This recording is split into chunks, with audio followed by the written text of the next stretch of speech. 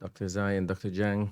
We're going to switch gears now to the option trial and lessons learned from it.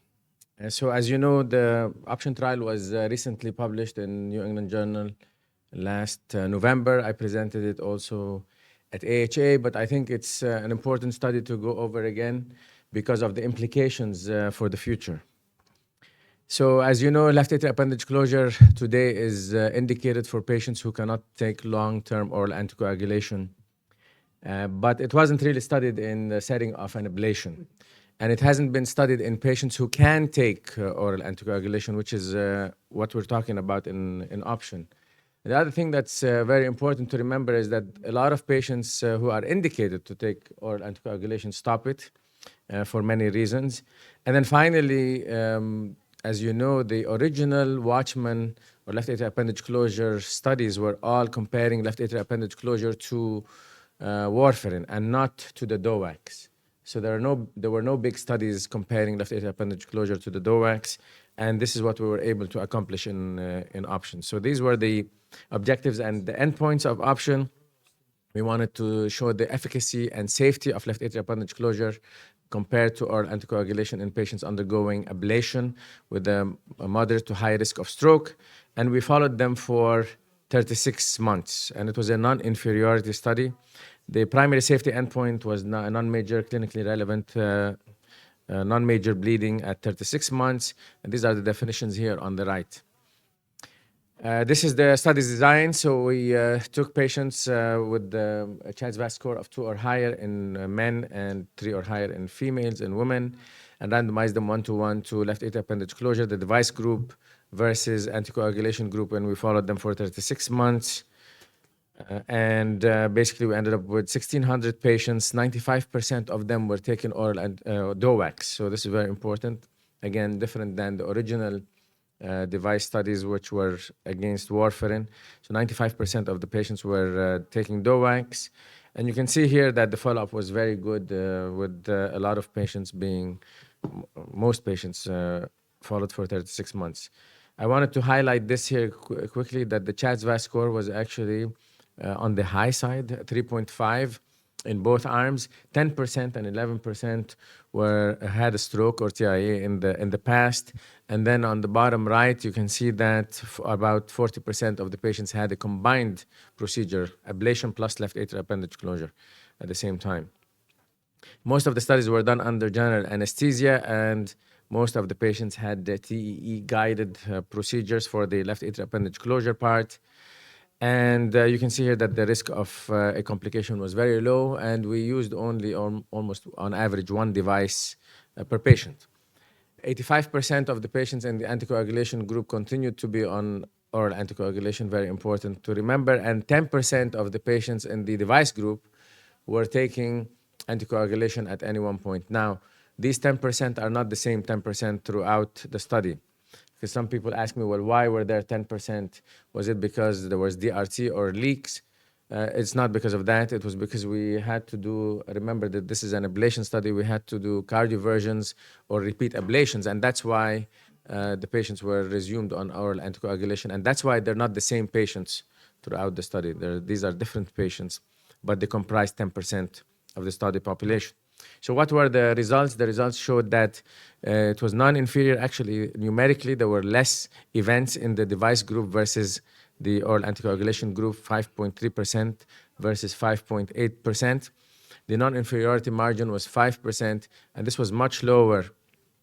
And you can see the difference was actually 0.5% in favor of the device. So much lower than the non-inferiority margin. We can talk later if you want to ask about why we picked 5%. But it had to do with historical data.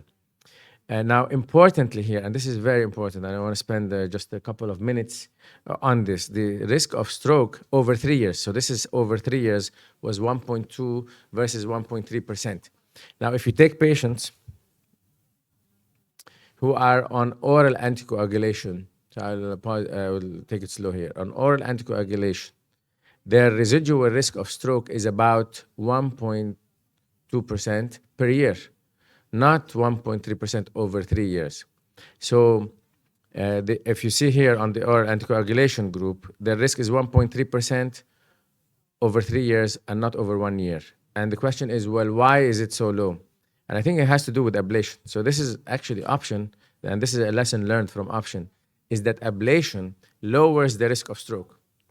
Because if these patients had not had an ablation, the risk of stroke should have been 3.9% over 3 years, not 1.3% over 3 years.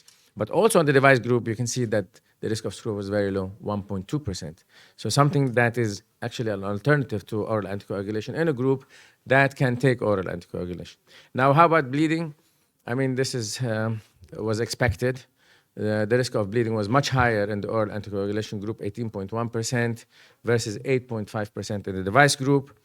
Now, this does not include here, we did not include procedural bleeding, but if you include procedural bleeding, it goes from 8.5% to 9.5%, still much lower than the oral anticoagulation group.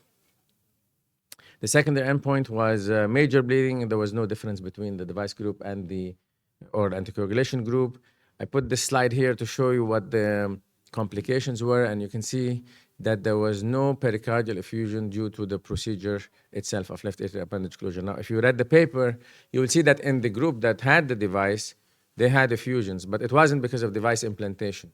It was patients who had a redo ablation and then developed an effusion from the redo, not from the device implant. Or, for example, in one case, the patient had a PVC that went for an ablation and developed an effusion from the PVC ablation, but not from the device implant. And then we did the subgroup analysis, and the results were consistent across all the subgroup analysis, including the high-risk patients. Here I'm showing you the CHA2DS2-VASc score. Even in the higher risk group patients, the safety and efficacy were actually better, slightly better than what we reported in all of the group in these people. Now, some people were saying, well, what about the sequential versus the combined? Now, remember, we did not randomize the patients based on whether it's sequential or combined. What we randomized patients on is whether they took oral anticoagulation versus the device. So that's why that X there is that we did not randomize them between combined and sequential cohort. So the only meaningful comparisons we can do is the combined cohort versus the sequential cohort in the versus oral anticoagulation versus device group. So this you can see here that in the combined group, 63% were done at an international site, almost 37% in the US. And you can see that there's a big difference in their background characteristics, and that's because, again, we did not randomize patients based on combined or sequential. So I don't want to go through all of this, but again, you can see that there is a difference between those patients. But what you can find, if whether we did it combined or sequential, the results were the same. So that's all this is showing you. So basically, almost superimposable graphs, whether it was combined or sequential. So doing it together or in sequence does not change the results. And this is very important because some people said, well, will it also change the efficacy of ablation, for example? It is not. And then you can see here that whether it was oral anticoagulation or the device combined or sequential, the results of the ablation were the same. So in conclusion, we have another conclusion afterwards. So, but anyway, in option, we showed that it's very safe to implant a device with basically the same efficacy. And then if you can do it combined and tackle two problems at the same time, why not? So again, this is showing, because some people will said, well, what if you do it at the same time of the ablation, will you have more leaks? Will there be more DRT? And the answer is no, there isn't. So if you look at the complete seal was actually very high. Now you'll say, well, 77 and 78% is not very high. Some of those patients got a CT scan instead of a TEE. And CT scan is much more sensitive, and that's why we showed that maybe there is less complete seal. But if you take the less than 3 millimeters, it's actually 97% at 1 year, whether you do it combined or sequential. So same thing here. Again, we showed that it is a very good success rate with the device, with complete seal or small leaks less than 3 at 1 year, 98%. And how about DRT? Same thing. It didn't change whether you did it combined or sequential. And we had a very low, actually, DRT rate, and most of them were laminar. And none of the patients, actually, who had DRT developed a stroke.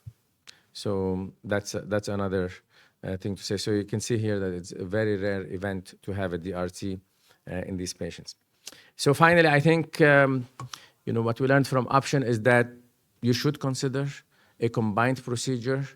Now, remember, like I said, the indications haven't changed yet. So in the US, the indication for a left atrial appendage closure is a patient who cannot tolerate long-term oral anticoagulation. Option is in patients who can tolerate oral anticoagulation.